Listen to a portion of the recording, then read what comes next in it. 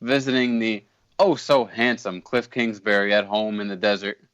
We've got Jay opening up what appears to be some sort of chewy child's, probably meant to be his kid's lunch tomorrow, granola bar.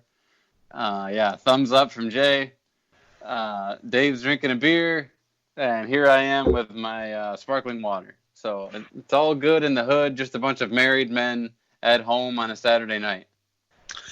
Well, for Atlanta, they got to get, this is their get it together game.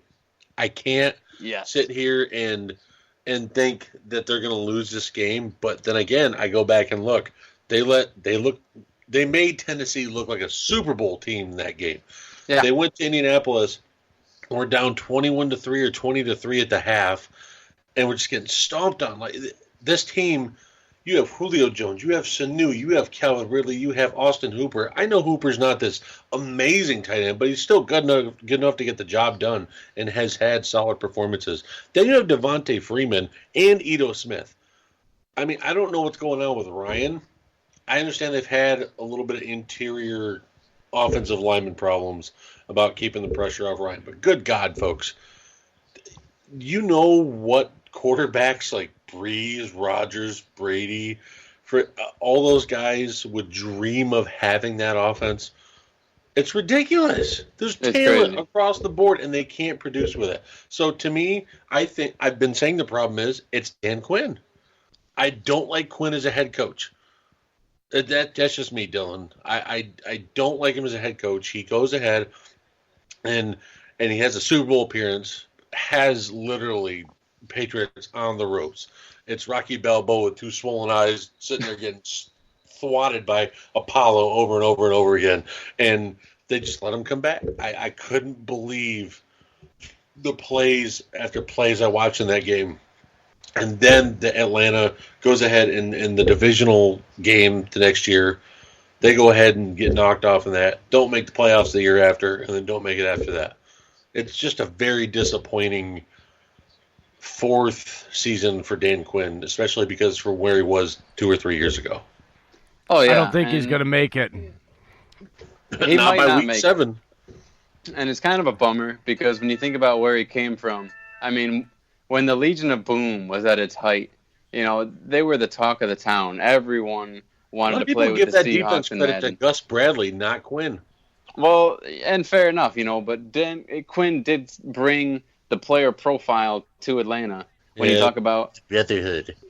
Well, not just that, but the type of player. You've got speed and size, right, with Deion Jones, Keanu Neal, Vic Beasley, Tack McKinley, DeAndre Campbell. I mean, the guy understands that the modern defense utilizes these type of players, these tweeners, these hybrid guys. It's just that they haven't been performing up to, you know, you've got injuries and this and that. And, I mean, the defense, let's not sugarcoat it, has been awful. I mean, for all the names and for how, you know, profound Dan Quinn's history is. The defense is the weakest link of this team right now. And that's saying a lot considering the offense, you know, really hasn't been much better. And that's been confusing as hell because, you know, since obviously Kyle Shanahan left, it's been real Dudley there. The play calling, especially under Sarkisian, was terrible. God, that was such a bad hire. Like, I'm sorry. That guy was a power run scheme offensive coordinator from Alabama. And then you go and try and throw him into a freaking spread offense with some of the most talented wide receivers in the game and expect him to work magic. No, that's not going to freaking work any day of the week. And, you know, it's not like there's no talent. You were mentioning all the names on this offense. I mean, Calvin Ridley is catching touchdowns. Like, Mohamed Sanu is productive. You know, it's just, how do you not have Julio Jones, you know, catching 10 balls a week? I don't know. 100 yards at least every week with a touchdown. Right. But, I mean, the emergence of Austin Hooper has been pretty great. Yeah. And, you know, Devonta Freeman hasn't been getting it done on the ground, but he's been playing more of a role as a receiver. So it's kind of crazy, and it really makes me look like a fool when I think about how much of an impact losing those young linemen have been for the Falcons. Yeah. When I sit here on my soapbox and I try to say that interior linemen are the most replaceable position in the NFL, I mean, Granted, I think they are. Good thing Jay was away from the mic on that one.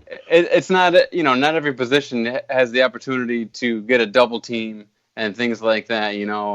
I just think you can stick less athletic tackles, centers who are too tall, things like that at guard. We've seen it time and time again, but I don't want to go down that road. You holster You're wrong. Keystone, you just think Jay? that I left and you can say that guards are replaceable and unathletic? You're bullshit. A rookie 6th-round pick was an all-pro last year, a guard, and totally changed the team around. Guards are important because of the interior rush now. Jackass. Never Jay, did you see you holster a Keystone?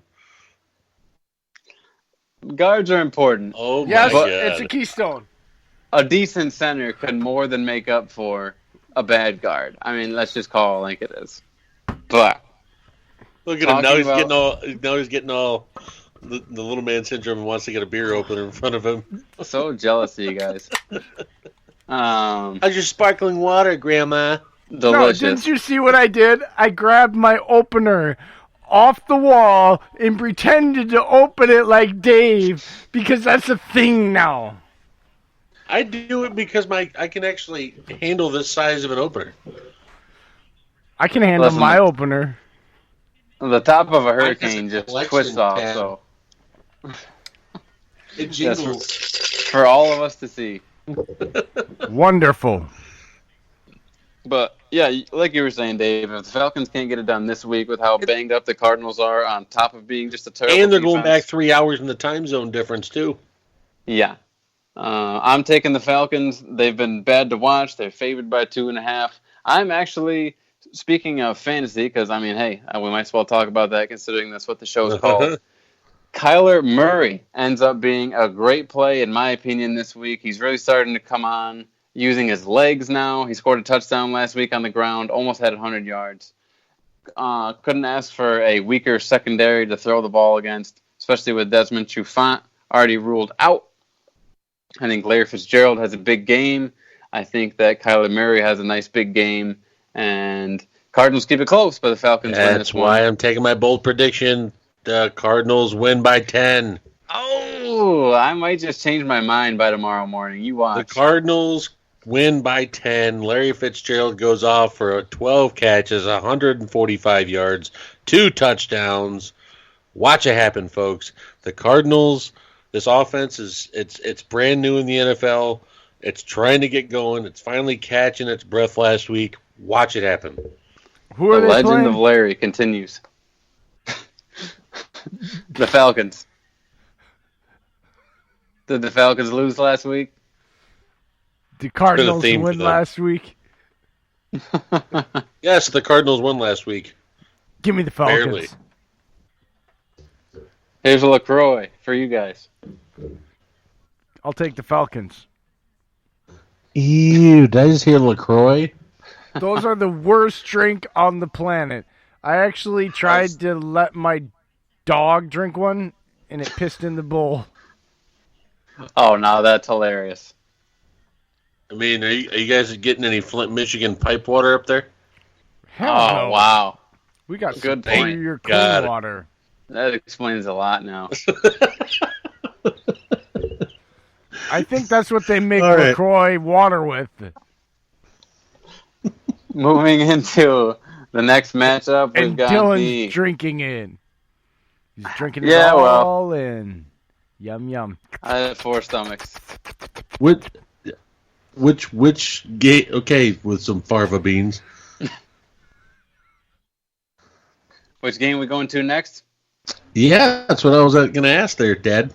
I want to talk about the gross, disgusting, awful, terrible Dallas Cowboys. Favored by 7, taking on Sammy Spleen and the New York Jets. Can I put this out there? Yes. Same situation. Wait, no. Oh, okay, fine. All right, go ahead. Okay. Green light, red light, green light, red light. Got it. Dallas is favored by 7.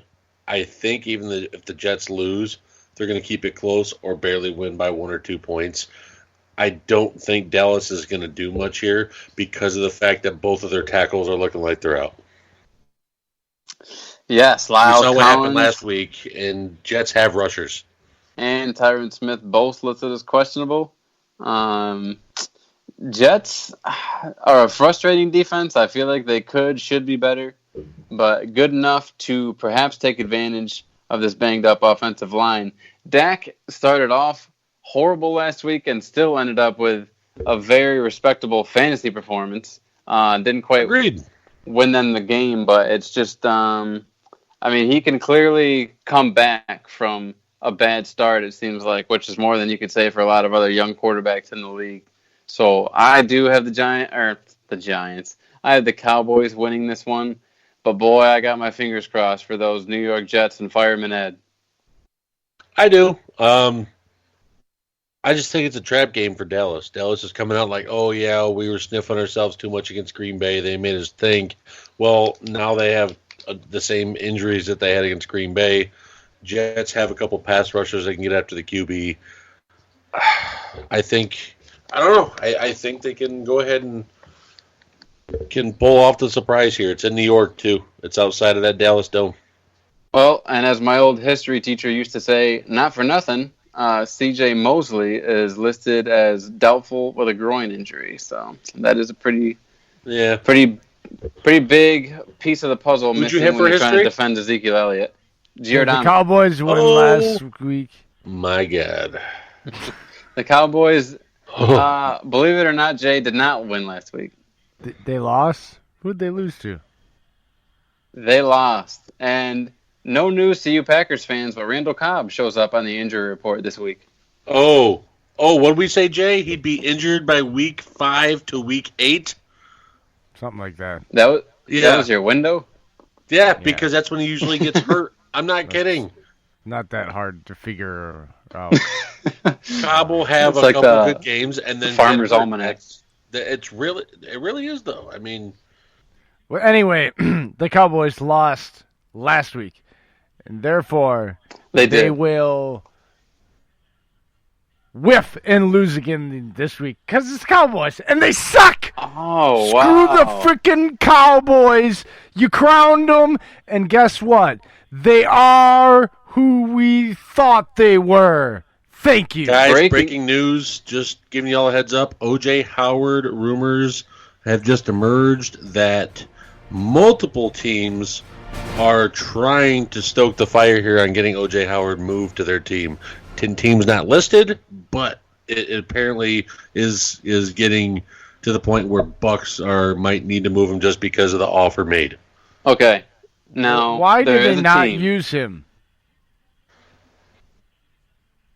Well, I think that in general, when you think about a Bruce Arians offense, tight end hasn't really been featured in the past. Yeah, it's not a biggie in his. Cardinals, when you looked at it, there was no tight end that was ever used.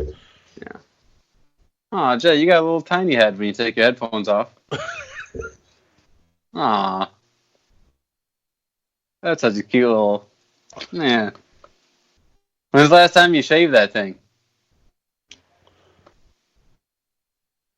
All right. I shaved it in the summer. Why is my hair relevant to this conversation? Dylan, this whole night has been you enamored with my beauty, okay? Jay, you're going to have to start this is my first it. ever time seeing you. It can't be a big surprise. I wish you got that excited looking at my hair, but no. I know. What the hell? I feel like Uncle Jesse on Full House. I do feel bad. Dave, Uncle Fester brushed his hair to the side for us tonight, and he's got his nice, facial hair happening for us. My Aryan locks. Yeah. Sorry, Dave. You look good too, man. What's the team you were going to mention before when the O.J. Howard news broke? Well, it's a very obvious team because they actually do need weapons, most pressing of which is a tight end, but I just hate talking about this gosh dang team when it comes to trading because they get brought up for every freaking player. It's so annoying, and I'm tired of it. But you know who it is. It's the New England Patriots, and they desperately need playmakers right now. Edelman has been doing fine, but who knows if this chest injury is going to pop up again. And they haven't been using Josh Gordon like they should or, like they could. So I think O.J. Howard makes too much sense to be traded to the Patriots, to be honest. Well, especially Brady's numbers, the way he's been throwing the past 3 games. It's a little bit tougher defenses the last 3 games, and he's been having a tougher time. So, yeah, he's missing Gronk, in my opinion. Gronk is that tight end that can